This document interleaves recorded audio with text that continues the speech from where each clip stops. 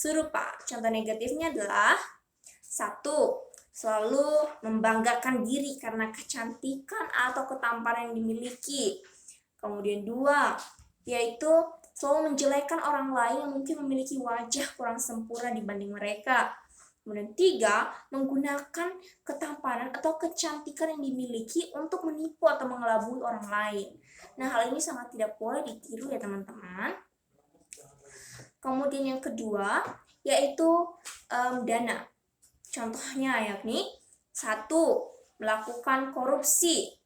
Kemudian 2, yaitu mengambil hak orang lain sehingga orang lain menderita. Kemudian 3, selalu memboros atau berfoya-foya atau menghamburkan uang. Kemudian 3, yaitu guna. Contoh negatif dari guna yakni 1, yaitu suka membangga-banggakan diri karena kepintaran atau kepandaian yang dimiliki. Kemudian 2, menggunakan kepandaian atau kepintarannya untuk meretas data orang lain dari komputer sehingga untuk melakukan perbuatan kejahatan. Kemudian 3, menggunakan kepandaiannya untuk membuat senjata api untuk menyerang orang lain yang tidak bersalah. Kemudian contoh negatif dari kulina, yakni 1, karena merasa diri anak orang kaya, maka dia menjadi anak yang pemboros atau suka menghamburkan uang. Kemudian 2, karena merasa diri anak pemerintah, maka dia merasa seperti tidak perlu lagi mengikuti peraturan. Dia suka melanggar peraturan. Nah, kemudian contoh negatif dari Yohana, yaitu karena merasa diri masih muda dan tidak memiliki tanggung jawab terhadap keluarga, maka menjadi orang yang malas. Yaitu kemudian kedua, suka berkelahi karena merasa diri masih muda dan kuat serta mudah tersinggung. Kemudian contoh negatif dari Sura, yaitu 1, suka mabuk-mabukan di jalan dan merusak fasilitas umum. Kemudian 2, menggunakan obat-obatan terlarang atau narkoba. Kemudian 3, yaitu suka mencelakai orang lain karena kemabukannya dari minum minuman keras. Kemudian yang ketujuh, contoh negatif dari Kasuran, yakni 1, suka merusak fasilitas umum karena merasa diri kuat.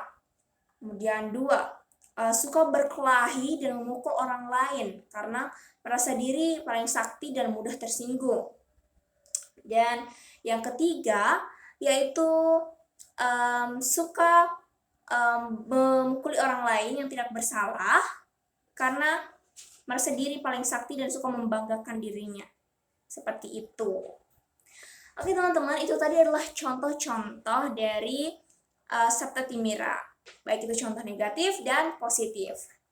Sekarang kita akan lanjut kepada upaya-upaya untuk mencegah atau menghindari Sabta Timira ini. Kita bisa menggunakan 3 cara, yaitu dengan Panca Yama Brata, Panca Yama Brata, dan Dasa Yama Brata. Nah, kita akan menggunakan Panca Yama Brata yang pertama. Nah, Panca Yama Brata ini adalah 5 macam pengendalian diri tingkat awal atau tingkat jasmani. Di antaranya adalah 1, ahimsa, yakni tidak membunuh atau tidak menyakiti makhluk lain, baik itu manusia, hewan, ataupun tumbuhan.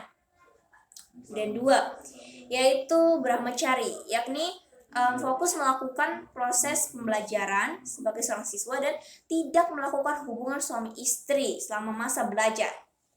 Kemudian 3, yakni satya, yaitu selalu jujur. 4, awyawaharika, yaitu selalu tulus. Dan 5, yaitu asteya, yakni tidak mencuri. Kemudian kita lanjut kepada yang kedua, yaitu Panca Niyama Brata atau 5 macam pengendalian diri tingkat lanjutan, yaitu atau tingkat rohani. Di antaranya adalah 1, yakni akroda, yaitu tidak suka marah. Kemudian 2, guru susruca, yaitu patuh terhormat pada ajaran guru. Kemudian 3, yaitu sauca, selalu suci lahir dan batin. 4, yaitu ahara lagawa, yaitu tidak rakus atau tidak egois. Dan 5, apramada, yaitu selalu taat dan tekun, serta tidak sombong dalam mempelajari kitab suci agama. Oke teman-teman, kita akan lanjut kepada yang ketiga, yakni Dasa Yamabrata. Dasa Yamabrata ini adalah 10 macam pengendalian diri tingkat awal atau tingkat jasmani. Yakni diantaranya adalah 1, dana, yaitu bersedekah kepada orang yang membutuhkan. Kemudian 2, ija, yaitu selalu menyembah ide Sang Yang Widiwasa. Kemudian 3, tapa, yaitu selalu menggembleng diri untuk menimbulkan daya tahan. Kemudian 4, yaitu dhyana, yaitu selalu memusatkan diri kepada ide Sang Yang Widiwasa. Kemudian 5, swadhyaya, yaitu memahami ajaran suci. Kemudian 6, yaitu upustanigraha, yakni mengendalikan hawa nafsu. Kemudian 7, brata, yaitu taat pada sumpah atau janji. Kemudian 8, yaitu upawasa, yakni berpantang diri dan berpuasa. Kemudian 9, mona, yaitu membatasi pada berkata-kata atau berkata yang seperlunya saja. Kemudian yang ke-10, yaitu srana, yaitu melakukan penyucian diri.